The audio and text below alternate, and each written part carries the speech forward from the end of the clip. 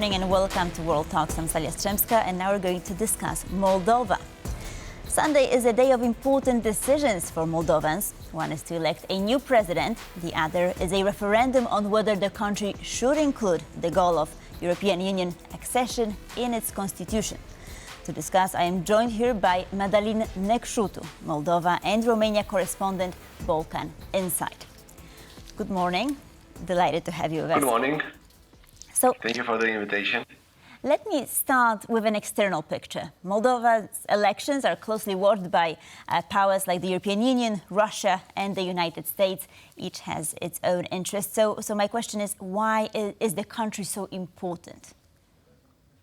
Yes, Moldova has been in the past few years shooting range, to say so, between the West and the East. Of course, Russia doesn't want to lose its influence in this ex-Soviet republic. And on the other hand, the EU wants a success story regarding Moldova, as the EU is also struggling with a lot of crises. So Moldova has to be a success story regarding the future enlargement of the EU. So this is the main picture. When it comes to Russia, Russia is doing everything in its power to stop Moldovan European path. It's investing a lot of money in propaganda. The Moldovan authorities estimate that Russia pour about 100 million euros into propaganda in the past year in Moldova. It acts through this proxy, a Moldovan fugitive oligarch, Ilan Shor, who is hiding now in Moscow. And from there, it's coordinating a big network of electoral bribe in Moldova. It has about 130 people already, as the Moldovan authorities mentioned, and they are told how to vote for this election, for the presidential election and also for the referendum. For Russia, the biggest stake in this elections is the referendum regarding the joining EU for Moldova. All the voters are called to vote no for this referendum. We shall see the results. According to the surveys, there are about 55 to 60% of the Moldovans who will vote yes for the referendum. But anyway, it's a tight score. We shall see the results tonight. When it comes to the presidential election, I think there will be no surprises there. We'll have a second tour with Maya Sandu being the favorite in this race. Right, but perhaps not in the first round, right? There might be a runoff vote. But I wanted to ask you a little bit more about these people who are being influenced by Russia. Who are they? I mean, is it a Russian-speaking minority in the country? Are these people from, Transnistria? Or, I mean, who are they? Who is the target audience for the Russian propaganda? Yes, indeed, they are the Russian speakers mostly, but also the poor people, because we are talking about electoral bribe. They are bribed to vote for specific candidates. Ilan Shor, this fugitive oligarch, has several candidates in this presidential election.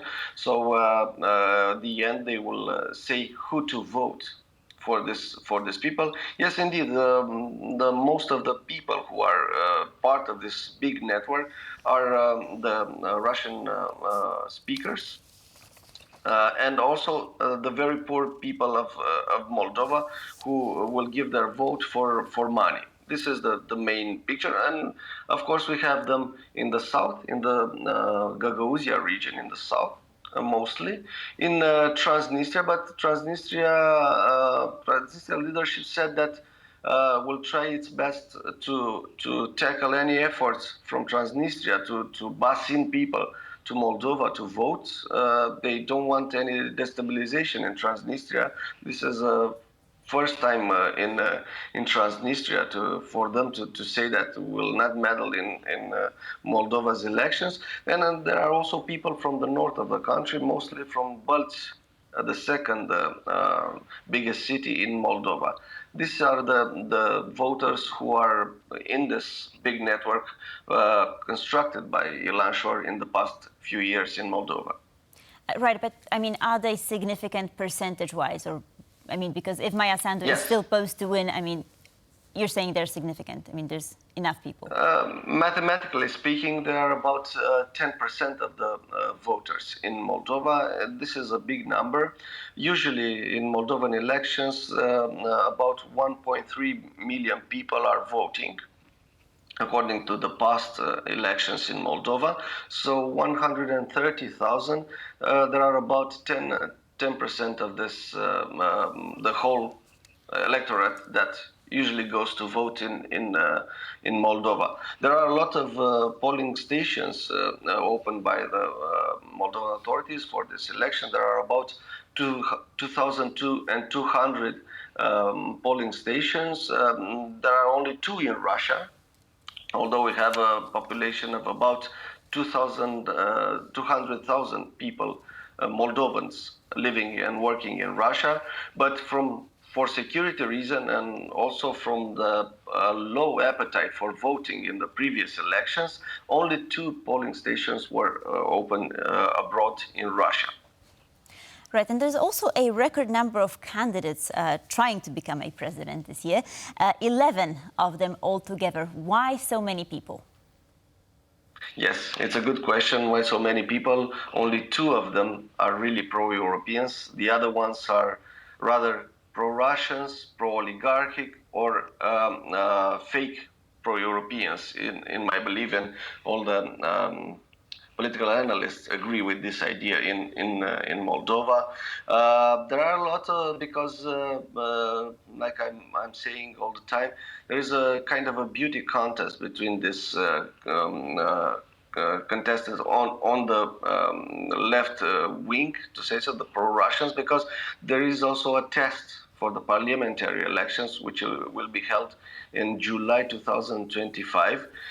Depending on their score here at the presidential elections, Russia will back up them in the future for the parliamentary elections. So it's a beauty contest between them to show Russia that deserves Russia's help further with the parliamentary election. That is why we have a lot of pro-Russian candidates today in the presidential elections.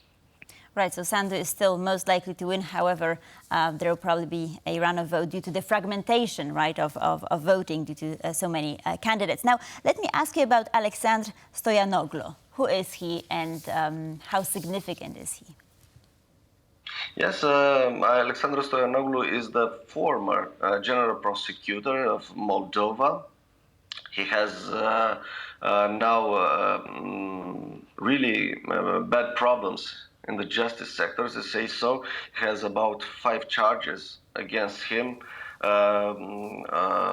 Abuse in service, corruption, and other significant major problems for him. So he is now running for the Socialist Party in Moldova. Probably he is a frontman for Igor Dodon, who the former pro-Russian president of Moldova and the leader of the Socialist Party, who didn't want to run in this presidential election, not to get beaten twice, which will end his political career. So Stoyanoglu, in my belief, is just a frontman for Dodon. He is also trying to get more popularity in this kind of thinking of he will get away from his judiciary problem. He's from Gagauzia, from the southern region, the pro-Russian region of Gagauzia. In my belief, Moldovans will not vote for him also for his ethnic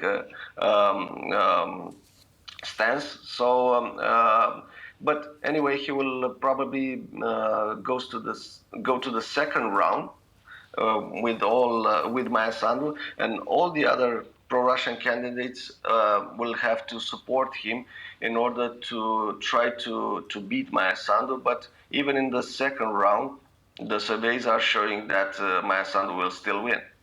Right, and what about Renato Usatli, the other candidate who is quite strong? Yes, Renato Stanu is a populist politician. Some will say that he is pro-Russian, but in my belief, he's just a populist local politician.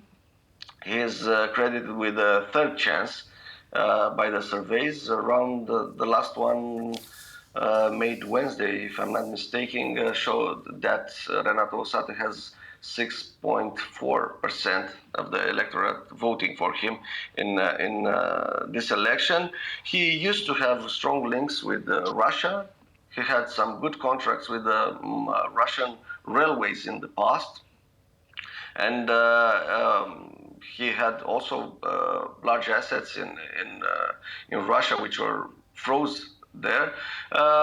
He inherited last year about 2 million euros from a friend. He said he is campaigning hard in this campaign, and he wants also to look into the perspective of his party, our party, Nashi party, how it's called in Russian, to also to become a parliamentary party in July 2025. So depending on his score, he will boost his chances for the parliamentary elections.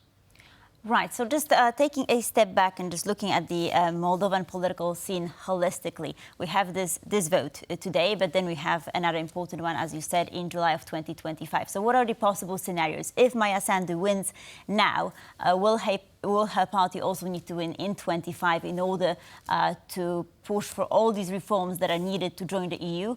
Is it possible that perhaps a pro-Russian party will secure a majority? What is the lay of the land?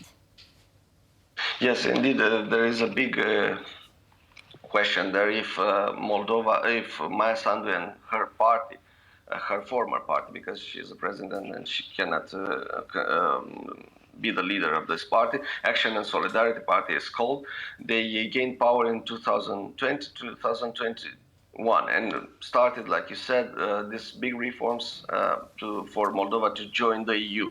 In my belief, it needs two mandates, consecutive mandates, also for Maia Sandu and her party to be able to continue those reforms for the country to join the EU.